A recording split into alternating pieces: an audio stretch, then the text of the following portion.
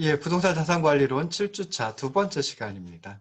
이번 시간에 이제 부동산 시장과 경제라고 하는 세 번째 토픽에 대해서 나가보도록 하겠습니다. 부동산 시장과 경제 하니까 이제 부동산 시장론 또는 뭐 부동산 경제론에서 여러분들 배우셨던 내용이 좀 많이 나오고요. 그리고 이제 그것에 이제 좀 뭐랄까 덧붙여가지고 또 다른 뭐 경기 변동이라든지 이런 분야까지 좀 나오고 있습니다.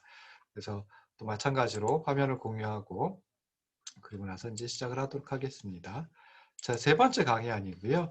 66쪽의 부동산 시장과 경제 이 부분을 진행을 하도록 하겠습니다. 그래서 제일 처음에 나오는 게 이제 부동산 시장이란 게 무엇인지 이해를 하는 것인데요. 그렇게 하려다 보면 이제 부동산에 대해서 또 살펴볼 수밖에 없겠죠. 여러분들 지난 3년 동안 계속 뭐 부동산이라는 게 무엇인지, 뭐 부동산과 관련된 것들을 좀 많이 배우셨을 텐데요. 자, 우리나라에서는 부동산을 그 토지 및 그 정착물 이렇게 규정을 하고 있지요. 그래서 민법 제99조 1항에서 이렇게 이제 정의를 하고 있습니다. 그래서 토지와 그 정착물이니까 토지는 지표면의 일정 공간을 의미하고 정착물은 토지와 건물에 항구적으로 설치되거나 부착되어서 부동산의 일부가 된 토지의 계량물을 의미한다. 뭐 이렇게 이제 또 생각을 해볼 수 있습니다. 그래서 이렇게 이제 정의하는 것을 좀 좁은 의미의 부동산이다라고 얘기를 하고요. 그리고 나서 여기에다 준 부동산이라고 하는 것까지 포함시켜서 뭐 또는 뭐 의제 부동산이라고 표현하는 거. 그래서 이제 넓은 의미의 부동산이다라고 얘기를 하죠. 그래서 특정 부동산 또는 동산과 부동산의 집합물을 갖다가 이제 준 부동산, 의제 부동산이라고 얘기를 하는데요. 공장재단, 광업재단, 선박, 임목, 항공기, 자동차, 중기, 그리고 뭐 어업권, 뭐 이런 것들이 어업권, 광업권, 뭐 이런 것, 죄송합니다. 어업권까지입니다. 그래서 여기까지를 갖다 이제 준부동산, 의제부동산, 그러니까 부동산에 준한다 또는 부동산은 아닌데 부동산으로 의제한다, 부동산으로 간주한다, 뭐 그런 의미가 되겠죠. 그래서 좁은 의미의 부동산에다가 준부동산까지 포함시켜서 넓은 의미의 부동산이라고 또 얘기를 하기도 합니다. 자, 부동산이 위치하고 있는 사회 그리고 그 문화에 따라 가지고 뭐 특별한 제도 그리고 경제적인 요인들이 작용을 하긴 합니다. 그렇긴 하지만 일반적으로 상품으로서의 부동산은 인공적으로 만들어진 공간을 의미한다. 특히 이제 도시에 입지한 부동산 같은 경우에는 인공적으로 만들어진 공간의 의미를 뭐 상당히 많이 가지고 있죠. 그리고 이러한 인공적인 공간의 뭐 개발 그리고 사용 처분에 이르는 전 과정에 여러 가지 주체들이 나타납니다. 그래서 뭐 개발, 사용, 처분과 관련된 활동을 뭐 부동산 활동이라고 볼 수 있고요. 그 다음에 이런 그 여러 가지 과정에 참여하는 주체들을 부동산 활동 주체 뭐 이렇게 이제 또 표현을 해볼 수 있겠죠. 그래서 건축업자와 개발업자는 부동산의 공급 그리고 계량을 담당을 하죠. 그러니까 요 뒤에 이제 부동산 시장을 공간 시장 그리고 자산 시장 뭐 이렇게 이제 나눠서 생각을 해볼 텐데요. 이제 여기서 이제 부동산 공간 시장에서 공급과 계량을 담당한다. 뭐 이렇게 이제 생각을 해볼 수 있습니다. 그리고 투자자들은 지분이나 또는 필요한 자금을 제출해주면서 부동산의 소유권을 확보한다라고 생각을 해볼 수 있죠. 그리고 부동산을 사용하는 것은 소유자가 사용할 수도 있지만은 적정한 임대료를 지불하고 임대한 임차인도 부동산을 사용할 수 있고요. 그리고 중앙정부하고 지방정부는 부동산의 개발, 이용, 거래 과정 중에 정부의 계획과 법령을 준수하는지 감독하고 제재를 가할 수도 있고 그 다음에 또 이런 과정에 뭐 조세를 부과한다든지 보조금을 지급한다든지 하는 형태로 개입을 할 수도 있습니다. 그래서 부동산을 인공적 공간이다라고 했을 때 그때 이제 공간의 소유에 참여하는 주체들, 공간의 사용에 참여하는 주체들, 공간의 공급과 계량에 참여하는 주체들, 그리고 이제 규제라든지 아니면 조세 보조금을 통해 가지고 개입하는 뭐 정부라는 주체들까지 부동산 활동 주체에 포함을 시킬 수가 있습니다. 그래서 이렇게 부동산의 개발, 사용, 처분에 이르는 과정에 참여하는 다양한 주체들이 있는데요. 이런 다양한 주체들은 공간과 시간에 대한 선호, 즉 이제 효용함수라고 불리우는 게 서로 다를 수 있습니다. 그러면서 그 다양한 주체들은 자신의 선호에 따라 가지고 개별적으로 의사결정을 하고요. 그러니까 각각 별도로 따로따로 의사결정을 하고 그 결과로 부동산의 가치 결정에 중요한 영향을 미치고 있다. 뭐 이렇게도 이제 생각을 해볼 수 있습니다. 자, 그러면 이제 부동산의 특성에 대해서도 살펴볼 수 있는데요. 뭐 여러분들 배워보셨겠지만 부동산의 특성은 굉장히 많이 있습니다. 네, 여기서는 부동산의 좀 고유한 특성 해가지고 고정성, 이질성, 공급의 한정성, 그리고 투자의 고정성, 뭐 이런 것들 4가지 정도만 소개를 하고 지나가도록 하겠습니다. 그래서 부동산을 상품이라고 규정을 해도 부동산은 시장에서 거래되는 일반적인 상품, 일반적인 재화하고는 분명한 차이가 있는 좀 고유한 특성을 가지고 있다라고 생각해 볼 수 있습니다. 그래서 첫 번째 특성은 우리가 흔히 부동성이라고 불리우는 거고, 부동산이라고 하는 어떤 용어의 그 명칭에 바로 이제 직접적으로 연결이 된다라고 생각을 해볼 수 있죠. 죄송합니다. 잠깐만요. 예, 죄송합니다. 노트북 배터리가 다 돼가지고요. 충전을 한다고 플러그를 연결을 했습니다. 다시 화면을 세 번째 강의안 띄워놓고 다시 시작을 해보도록 하겠습니다. 그래서 부동성이라고 하는 것은 이제 부동산의 명칭에 곧바로 이제 연결되는 그런 특성이라고 생각을 해볼 수 있죠. 그래서 부동산은 물리적으로 움직이지 않고 그다음에 이동할 수 없는 그런 특성을 부동성 또는 비이동성 또는 뭐 고정성 뭐 이렇게 이제 표현을 하고 있습니다. 이동이 불가능하다고 하는 특성은 위치가 고정되어 있다라고 하는 걸 의미를 하죠. 그러다 보니까 위치의 고정성으로 인해서 부동산 시장은 대체적으로 거래되는 지역적인 범위로 한정이 될 수밖에 없습니다. 그러니까 거래가 좀 그 지역적으로 국한이 될 수밖에 없다. 국지적이다라고 생각을 해볼 수 있고요. 그러다 보니까 지역 시장이 형성되도록 만드는 특성이 바로 이 부동성이다라고 생각해 볼 수 있습니다.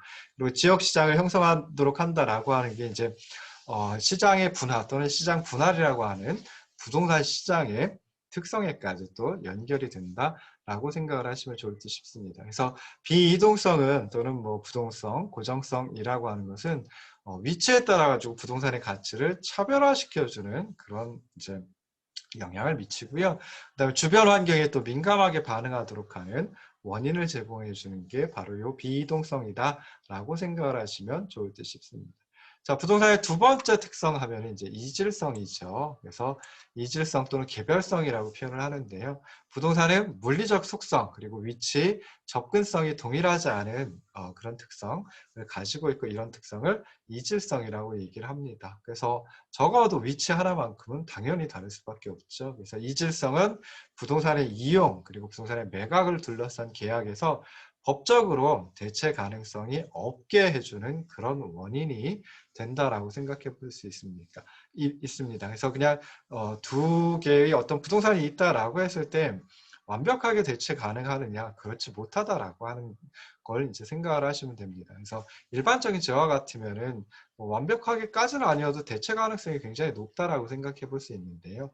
부동성은 이 이질성 때문에 대체 가능성이 없거나 또는 굉장히 적게끔 만든다라고 생각해 볼 수 있습니다. 그래서 부동산의 이질성은 또 이제 어떻게 생각해 보면은 유사하지만 그렇지만은 적어도 위치만큼은 다르기 때문에 부지나 자산의 어떤 가치를 비교하기가 어렵다. 그러다 보니까 부동산의 가치를 파악하는 게 쉽지 않다라고 생각을 해볼 수 있습니다. 자, 세 번째 특성은 이제 공급의 한정성 또는 부증성이라고 하는 특성입니다. 그래서 공급의 한정성은 단기적으로 수요가 있다라고 해서 시장이 즉각적으로 대응해서 공급을 증가시킬 수 없는 그런 특성이죠. 그러다 보니까 이 공급의 한정성 때문에 부동산 시장에서 공급 곡선은 좀 비탄력적인 형태를 가지게 만든다라고 생각을 해볼 수 있습니다. 그렇긴 하지만 택지 개발, 용도 변경, 분할, 합병 뭐 이런 것들을 통해 가지고 특정 용도의 토지 공급 확대가 가능합니다. 그래서 공급이 가격에 따라서 신축성을 가질 수도 있죠. 그래서 결과적으로 단기적으로는 부동산의 공급이 완전 비탄력적이다라고 생각해 볼 수 있지만 장기적으로는 수요에 대응해 가지고 좀 탄력적으로 공급이 이루어질 수도 있다라고 하는 것까지 생각을 해보시면 좋을 듯 싶습니다. 자, 네 번째 특성은 이제 투자의 고정성 또는 내구적 투자성 이라고 이제 말하는 것입니다.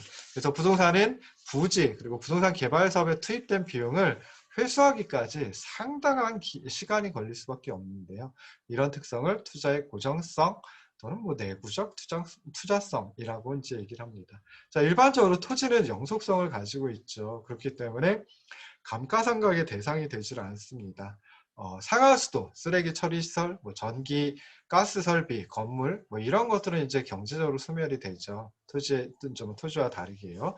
그래서 좀 경제적으로 소멸이 되긴 하지만 그렇지만 굉장히 오랜 시간이 걸립니다. 그리고 수요가 더 많다라고 해가지고 그 지역으로 뭐 쉽게 옮겨갈 수 있느냐, 그렇게 하지는 못하죠. 그래서 그런 점에서 이제 투자의 고정성이 있다라고 생각해 볼 수 있고요. 투자를 하면 그 부동산에 이제 매몰이 될 수밖에 없습니다. 그러니까 투자를 할 때 장기적인 고려, 이게 이제 꼭 따른다, 꼭 필요하다라고 생각해 볼 수 있고요. 그러다 보니까 부동산의 가치는 미래의 현금 흐름, 그러니까 미래를 고려할 수밖에 없다. 그래서 미래의 현금 흐름을 현재의 가치로 환원한 각, 이렇게 이제 평가를 하는 경우가 많다라고 생각을 하시면 좋을 듯 싶습니다. 이러한 투자의 고정성 때문에 부동산의 가치는 미래의 현금 흐름에 영향을 미치는 여러 가지 개발 계획, 뭐 조세 정책, 뭐 정부의 정책, 규제, 뭐 이런 것들에 이제 큰 영향을 받을 수밖에 없다라고 하는 것까지 생각을 하시면 좋을 듯 싶습니다. 자, 부동산에 대해서 살펴봤고요. 그 다음에 이제 부동산 시장에 대해서 이제 살펴보는데요. 자, 일반적으로 경제학에서 시장은 상품으로서의 재화, 서비스의 거래가 이루어지는 추상적인 것을 의미합니다. 그러니까 구체적인 어떤 장소로서의 의미가 아니다라고 생각을 해볼 수 있죠. 그리고 경제학에서 시장은 완전 경쟁 시장을 가정을 하고 있습니다. 그러니까 완전 경쟁 시장에서 수요와 공급에 의해 결정된 가격, 이놈이 아담 스미스가 얘기한 보이지 않는 손의 역할을 해가지고 경제적으로 희소한 자원을 정말 효율적으로 배분해주는 그런 역할을 수행한다라고 얘기를 하죠. 그래서 이런 의미에서 부동산 시장은 그냥 거래되는 재화 서비스를 부동산으로 한정 지은 시장, 그러니까 거래되는 재화 서비스가 부동산이다라고 해놓고 좀 개설된 시장이 이제 부동산 시장이다, 형성된 시장이다라고 생각해 볼 수 있는데요. 그래서 부동산 시장은 부동산을 사고, 팔고, 교환하고, 개발하고, 사용하고, 처분하는 모든 활동에 이제 여러 가지 경제 주체들이 참여를 합니다. 그래서 이런 경제 주체들, 뭐 부동산 활동 주체, 부동산 주체, 뭐 이렇게 이제 표현을 할 수도 있는데요. 결국은 그런 부동산 활동 주체, 경제 주체들이 서로 이제 그러니까 각각 개별적으로 선택을 하고요. 그게 이제 시장에 표출이 되고, 그러면 이제 그게 경제 활동으로 나타나겠죠. 그리고 서로 상호작용을 이제 하게 됩니다. 그래서 그런 장이 부동산 시장이다라고 생각을 해볼 수 있습니다. 그렇긴 한데 부동산 시장은 일반 재화 시장하고 다른 점이 뭐 여러 가지 있습니다. 그 중에 대표적인 것은 이제 지리적 특정성이라고 하는 제약을 수반할 수밖에 없다라고 하는 거죠. 그래서 보이스라고 하는 학자는 부동산 시장에서 거래되는 상품은 부동산 자체라기보다는 추상적인 부동산 권리이다라고 생각해가지고 부동산 시장을 정의하기도 했습니다. 그래서 부동산 시장은 부동산 권리의 교환으로서 공간적 배분과 공간 이용의 패턴을 결정하고, 그 다음에 수요와 공급에 의하여 가격이 결정되는 상업활동이 이루어지는 곳, 뭐 이런 식으로 이제 정의를 하기도 했습니다.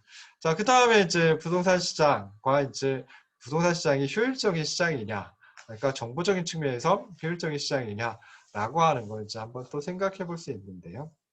여러분들 이제 효율적 시장이라고 하는 것은 그 재무관리에서 효율적 시장 가설해서 뭐 efficient market, hypothesis 뭐 해서 뭐 EMH라고 하는 뭐 중요한 또 주제가 하나 있죠. 그래서 효율적인 시장은 새로운 정보가 지체 없이 가치에 뭐 시장 가격에 즉각적으로 반영되는 시장을 의미합니다. 그렇긴 한데 부동산 시장이 이런 효율적 시장, 정보 측면에서 효율적인 시장하고는 좀 차이가 있을 수밖에 없다라고 생각해 볼 수 있습니다. 그렇긴 하지만 우리나라 부동산 시장은 이제 부동산 증권화, 지난 주차에 이제 잠깐 설명을 한 게 모기지의 유동화, 뭐 부동산의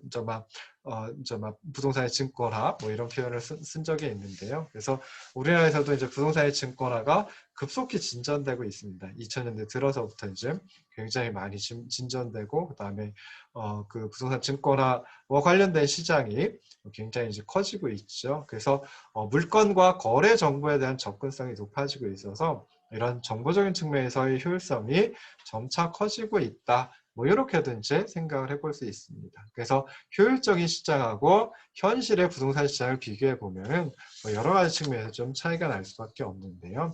뭐 한 8가지 정도 가지고 생각을 해 볼 수 있습니다. 그래서 상품의 동질성이라고 하는 측면에서 살펴보면 효율적 시장에서는 상품이 동질적이고 대체 가능하다, 완벽하게 대체 가능하다라고 하는데요. 현실의 부동산 시장은 그렇지 않죠. 그래서 물리적으로 동일한 부동산은 하나도 없다라고 해도 과언이 아닐 정도로 상품이 이질적이다, 이질성을 가지고 있다라고 생각해 볼 수 있습니다.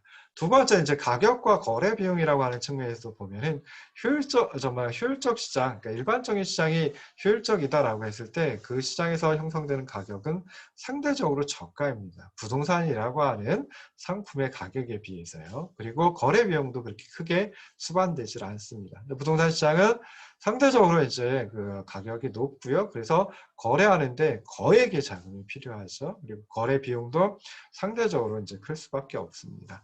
그 다음에 시장 참여자의 수라고 하는 점에서도 살펴보면 효율적 시장이라고 하면 구매자와 판매자, 즉 수요 측면과 공급 측면에 참여하고 있는 주체가 굉장히 많다라고 생각해 볼 수 있고요. 그러다 보니까 경쟁적이 될 수밖에 없고, 그래서 그 많은 주체들 중에 한 사람이 또는 하나의 주체가 가격에 직접적인 영향력을 행사할 수 있느냐, 그렇지 못하다라고 생각해 볼 수 있습니다. 또 부동산 시장에 참여하는 주체들은 소수죠. 그래서 매도자도 소수고 그다음에 매수자도 소수인 경우가 상당히 많습니다. 그래서 매도자와 매수자는 수요와 공급을 조절해 가지고 개별적으로 가격에 영향력을 행사할 수 있는 그런 이제 특징을 가지고 있습니다. 자, 그다음에 일반적인 효율적 시장하고 부동산 시장이 가해지는 규제 성격도 많이 다릅니다. 그래서 효율적 시장이다라고 하면 이제 자기 규율적으로 작동을 하는데요. 그다음에 정말 자유로운 공개 경쟁을 갖다 제한하지 않죠. 부동산 시장은 그렇지 않습니다. 굉장히 많은 공적 규제 그리고 사적 규제 뭐 이런 것들이 이제 많이 쏟아질 수밖에 없다라고 하는 점을 고려해 보시면 좋을 것 같습니다. 그다음에 균형이라고 하는 측면에서도 조금 다르게 생각을 해볼 수 있는데요. 효율적 시장이라고 하면 수요와 공급이 균형에서 크게 벗어나질 않습니다. 그러니까 수요가 변화해도 공급이 변화해도 결국은 이제 균형에 도달하게 되는 거죠. 그래서 균형에서 벗어나더라도 경쟁 효과에 의해서 신속하게 즉각적으로라고 하는 표현까지 쓰기는 어렵지만 좀 빨리 균형 상태에 도달합니다. 그렇지만 현실의 부동산 시장은 수요와 공급이 서로 인과관계로 작용하는 경우가 많이 나타납니다. 그리고 가격이 이제 그 결과로 이제 결정이 되는 경우가 되겠죠. 그래서 수요와 공급은 시장 활동이 증가하는 시기에도 그리고 아무런 시장 활동이 없는 시기에도 급격하게 변동할 수 있다라고 하는 거. 그래서 균형에 도달한다라고 하더라도 다시 수요와 공급이 변화한다라고 하면 새로운 균형을 또 찾아가고 뭐 이렇게 된다라는 거죠. 그래서 균형 상태에 도달하기가 쉽지 않고 도달한다라고 하더라도 바로 또 다른 균형으로 옮겨가고 하는 경우이다라고 생각을 하시면 좋을 듯 싶습니다. 자, 그리고 상품에 대한 정보와 거래의 용이성이라고 하는 측면에서도 효율적 시장과 부동산 시장은 좀 차이가 있습니다. 그래서 효율적 시장이라고 하면 시장 참여자 모두 상품에 대한 충분한 정보를 가지고 있다. 그래서 이제 거래가 용이하다라고 생각해 볼 수 있습니다. 그래서 뭐 완전 경쟁 시장의 그 조건을 따져보면 네 번째 마지막 조건이 보통 완전 정보이거든요. 그래서 현재, 과거, 미래에 관한 정보, 그다음에 뭐 가격이라든지 생산 기술이라든지 이런 것들에 관한 정보를 수요 측면에 참여하는 자, 공급 측면에 참여하는 자 모두가 다 완벽하게 가지고 있다라고 하는 건데요. 뭐 실제로 이렇게 되기는 쉽지는 않겠죠. 근데 부동산 시장은 시장 참여자 모두가 상품에 대한 충분한 정보를 갖고 있는 경우가 굉장히 드물다라고 생각을 해볼 수 있습니다. 그래서 그러다 보니까 거래가 쉽게 이루어지질 않죠. 뭐 그냥 좀 일반적인 재화시장이다라고 하면 그 시장에서 형성되는 가격이 어느 정도이다 라고 하는 게 뭐 수요 측면, 공급 측면에 참여하는 주체들에게 어느 정도는 알려져 있죠. 근데 부동산 시장은 뭐 대략 얼마이다라고 하는 건 알려질 수 있지만은 알 수 있지만은 정확한 가치를 찾는 것, 정확한 가격을 찾는 것은 쉽지 않다라고 생각해 볼 수 있습니다. 자, 네 번째는 이제 공개 시장과 자원의 이동이라고 하는 측면에서도 차이가 있음을 생각해 볼 수 있습니다. 효율적 시장이다라고 하면 조직화된 시장 기구가 존재하는 경우가 많습니다. 그리고 시장이 전역적입니다. 뭐 주식 시장을 갖다 예를 들어보면요. 조직화된 시장기구, 한국거래소라고 하는 시장기구가 존재하죠. 그리고 한국거래소에서 거래되는 주식들은 그 시장이 전역적이다. 그러니까 우리나라 전체이다. 뭐 우리나라뿐만 아니라 다른 나라에서도 참여를 할 수도 있죠. 그래서 매도자는 수요에 따라 가지고 시장 진입을 쉽게 할 수도 있고요. 그다음에 시장에서 탈퇴하는 것도 좀 쉽게 할 수가 있습니다. 근데 부동산 시장은 조직화된 시장 기구가 존재하지 않습니다. 그래서 뭐 한국거래소와 같은 데서 부동산 시장을 갖다가 전부 다 이렇게 커버를 하느냐, 뭐 그렇지 않죠. 그 다음에 그러다 보니까 시장이 지역적으로 이제 국한되는 그런 특성을 가질 수밖에 없습니다. 그래서 부동산 시장은 또 이제 하나가 그 부동산의 위치가 고정되어 있기 때문에 수요에 따라 가지고 부동산을 이동할 수 없다라고 하는 거. 그러니까 어떤 시장에 진입하고 탈퇴하는 게 그렇게 자유롭지 않다라고 하는 것까지 또 생각을 해볼 수 있습니다. 자, 마지막으로 상품의 성격도 이제 생각을 해볼 수 있는데요. 효율적 시장, 일반적인 재화시장에서는 상품이 신속하게 공급되고 그다음에 소비할 수 있습니다. 그리고 쉽게 이동할 수 있다라고 하는 거 앞서서도 이제 살펴볼 수 있었는데요. 근데 부동산 시장은 부동산 자체가 내구재이죠. 그리고 투자의 대상이 되는 경우가 많고요. 그러다 보니까 시장성이 좀 적고요. 유동성이 떨어지는 이런 그 어떤 특성을 또 가지고 있다라고 생각해 볼 수 있습니다. 그래서 그러다 보니까 요 현실의 부동산 시장은 효율적 시장이라고 하기는 좀 어렵다라고 하는 거, 뭐 이런 점도 이제 생각을 해보시면 좋을 듯 싶습니다. 자, 그 다음 넘어가야 될 게 이제 부동산 시장의 특성인데요. 부동산 시장의 특성은 뭐 설명을 좀 뭐 그냥 간단하게 할 수도 있지만 조금 하다 보면은 좀 길어지기도 하고 그럽니다. 그래서 요걸 다음 주차에 저기 8주차 우리가 시험이긴 하지만은 시험에도 이제 그 동영상 강의 하나를 제가 올려드려야 되고요. 여러분들은 이제 그것도 다음 주 월요일까지 들으셔야 됩니다. 그래서 뭐 그 부분에서 이제 조금 이 부동산 시장의 특성까지 설명을 드리려고 합니다. 그래서 뭐 그냥 간단하게 생각해 보면 부동산 시장은 일반 재화 시장하고 좀 그 차별화되는 그 독특한 고유한 특성들이 많이 있습니다. 그래서 뭐 시장의 분화라고 하는 특성도 있고요. 그다음에 거래 비용이 높다. 그리고 균형 상태에서도 공실이 존재한다. 그리고 그 시장에 참여하는 주체들이 어느 정도 시장 지배력을 가지고 있다. 그리고 가격 및 수량 조정이 상당히 어렵다라고 하는 특성을 가지고 있습니다. 그래서 뭐 이런 부동산 시장의 특성에 대해서 이제 다음 주차에 하게 될 텐데요. 중간 시험 준비하실 때 정말 그 기출문제도 올려드렸고요. 기출문제 정말 올려드렸습니다. 기출문제가 이제 작년 같으면 작년에 중간 시험을 치르질 않고 기말 시험에서 이제 전 범위를 갖다 이제 치렀거든요. 그래서 작년 거 기출문제는 올려놓지 않고요. 그리고 이제 그 전에 또 제가 연구년을 한번 다녀왔습니다. 그래서 제 기억이 2017년하고 18년 기출문제를 갖다 이제 올려놔 드렸거든요. 그래서 그 부분을 갖다가 이제 보시면은 좋을 듯 싶고요. 그 다음에 기출문제에서 한 60 내지 70% 정도 거의 똑같이 출제가 된다라고 생각하시고요.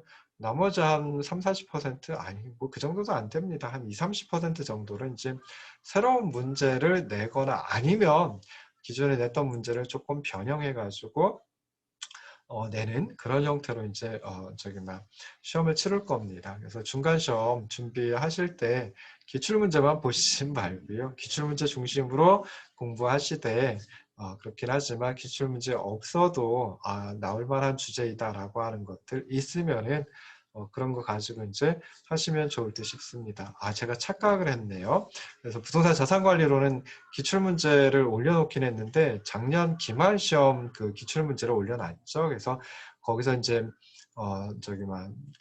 큰 1번 문제 그리고 4번 문제 중에 조그만 1, 2번 문제 요게 이제 중간 시험 범위입니다. 그래서 거기서 말씀드릴 때 하나 혹시 못 들으신 분들이 계실까봐 하나 말씀드렸던 것은 이제 펀드 중에서는 만약에 제가 부동산 펀드를 이번 중간시험에 출제한다라고 하면 기출문제에 있는 그 두 가지 중에 하나 또는 뭐 그 둘 다 모두를 출제할 수 있다라고 했던 거 혹시 못 들으신 분들이 있을까봐 다시 한번 말씀드리고요. 그 다음에 출제 방향 해가지고 굉장히 많은 것들을 올려놨는데 좀 가급적이면 다 정리해가지고 조금 여러 번 써보고 그러면서 기억을 하시면은 좋을 듯 싶기도 합니다. 자, 이번 그 7주차 강의는 여기까지 하고 마치도록 하겠습니다. 열심히 준비하셔가지고 중간시험 좋은 결과 가져가시길 바랍니다. 고생하셨습니다.